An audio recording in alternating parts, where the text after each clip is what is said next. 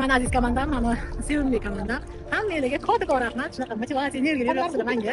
Xudo xolasa, shunaqa joyga birgalikda kelamiz. Duo qilaman, niyat qilaman, shunaqangi niyat qilaman.